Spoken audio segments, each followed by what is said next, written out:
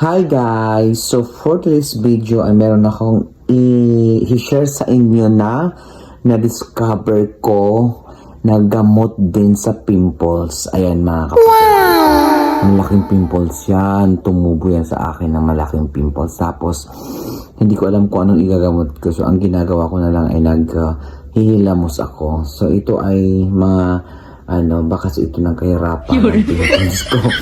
Pero nagtaka ako, ang laking pimples nito. Tapos, hindi ko alam kung ano aking gagawin na para mawala ng mabilis. Tapos, sabi ko, itry ko kaya itong nabili ko sa online. Ayan. So, ito ay binili ko sa online ay pangtanggal siya ng mga warts. Ayan. Word warts. So, yun ang binili ko sa online at buti na lang ay nagamot niya itong malaki talaga ito na pimples ito, okay? So without further ado mga kapatid ay babahagi ko sa inyo yung na-discover ko. Ayan. So here, ayan. So warts removal. So ito mga kapatid ay yung parang tinesting ko lang siya. Sinubukan ko lang talaga siya na baka sagot ito sa aking problema, itong pimples na yan. Ayun, so pinatakan ko siya ng once lang. Tapos kinabukasan, ay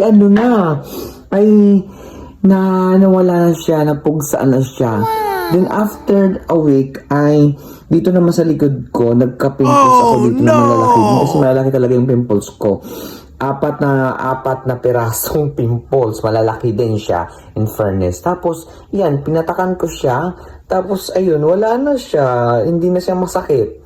Oo. So, guys, pwede nyo ito itry. Itong warts removal. Ayan, so, yan ay binili ko yan sa online.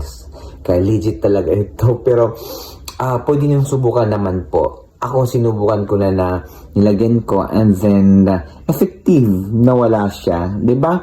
So walang masama i-try ninyo sa inyong mga malalaking pimples sa katulad ko na tinutubuan ng malalaking pimples, kaloka, 'di ba? So go, bili kayo dito and of course try it. So hindi po ako endorser nito mga kapatid. Totoo lang talaga ito. I tried. Not just one, but twice. Okay, so sa likod ko ay may pimples yan, pero okay na siya. It is because of this. Nakaisa ko lang talaga nilagyan, then wipe out na sila. Bye!